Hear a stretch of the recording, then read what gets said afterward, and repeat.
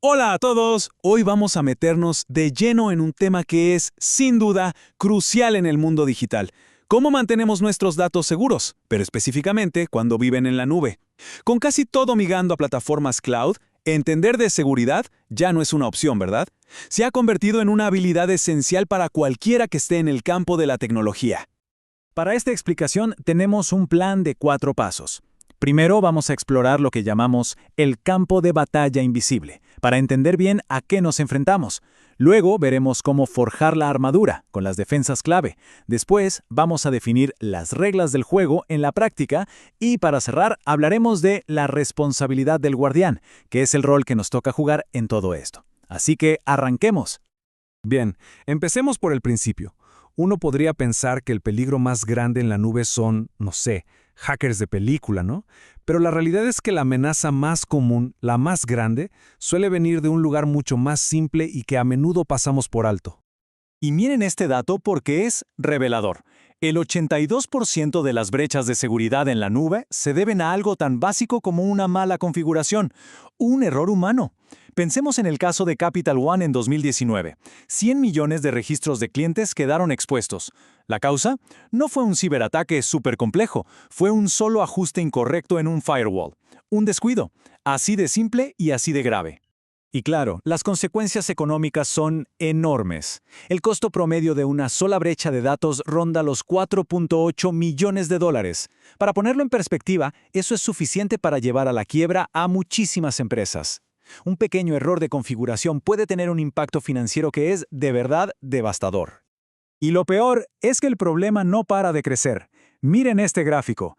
En solo un año, el porcentaje de organizaciones que sufrieron incidentes de seguridad en la nube saltó de un 24% a un increíble 61%.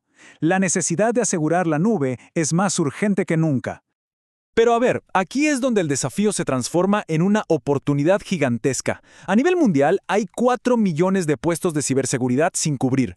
Para quienes están estudiando ingeniería o cualquier carrera de tecnología, esto no es solo un problema a resolver, es una señal clarísima de una carrera con una demanda brutal y sobre todo con un propósito muy claro. Entonces, la pregunta es, ¿cómo nos preparamos para este campo de batalla? Bueno, necesitamos construir una verdadera fortaleza digital. Y como toda buena construcción, todo empieza con los cimientos. Vamos a ver cuáles son esos conocimientos esenciales para empezar a forjar esa armadura. Este conocimiento se apoya básicamente en 3 pilares. Primero, redes. Es vital, es indispensable entender cómo funcionan las direcciones IP, las subredes, los firewalls. Segundo, sistemas operativos. Miren, casi todo en la nube corre sobre Linux, así que dominarlo no es negociable. Y tercero, los conceptos clave de seguridad. Estos son como los lentes a través de los cuales tenemos que mirar toda la arquitectura. Y uno de esos conceptos fundamentales es el principio del mínimo privilegio. La idea es súper simple pero increíblemente poderosa. Nadie debería tener más acceso del que estrictamente necesita para hacer su trabajo. Piénsenlo, es la diferencia entre darle al nuevo pasante las llaves de todo el edificio o solo la llave de su oficina. Configurar bien los roles y privilegios limita el daño potencial de una forma drástica. Luego tenemos la famosa tríada CIA. No tiene que ver con espías. Significa confidencialidad, integridad y disponibilidad. Absolutamente todo en seguridad gira en torno a estos 3 objetivos. Confidencialidad, para que solo la gente autorizada vea los datos. Integridad, para asegurar que esos datos no se puedan alterar sin permiso.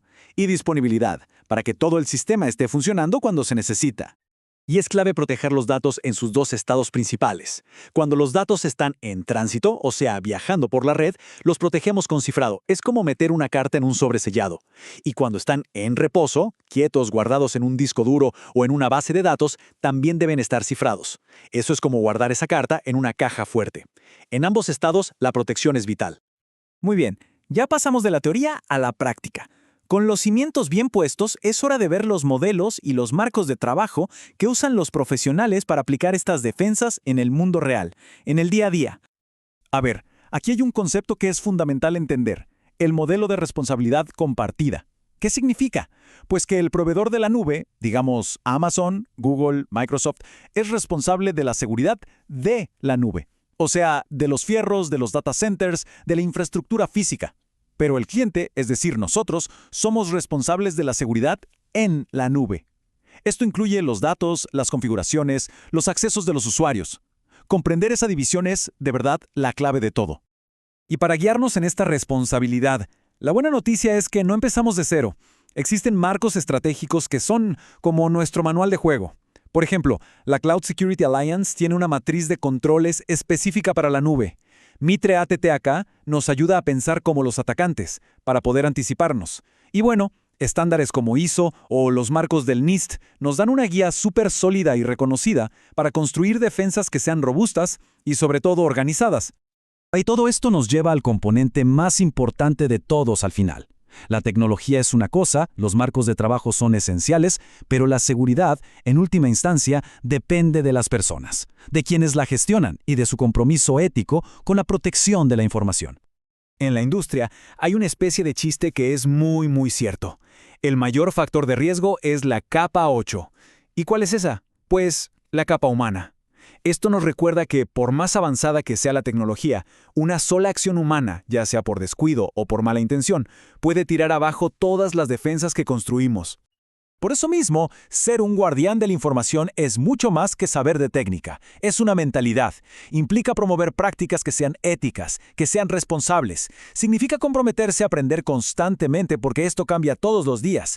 También es clave diseñar sistemas pensando en la seguridad desde el primer día, no como un parche al final. Y por supuesto, estar preparados para responder cuando inevitablemente algo salga mal. Al final de este recorrido, todo se reduce a una idea central. Ya tenemos la tecnología y tenemos el conocimiento a nuestro alcance. La protección del futuro digital depende de quienes asuman el rol de guardianes. Y la pregunta que queda en el aire es, ¿estamos preparados para asumir esa responsabilidad?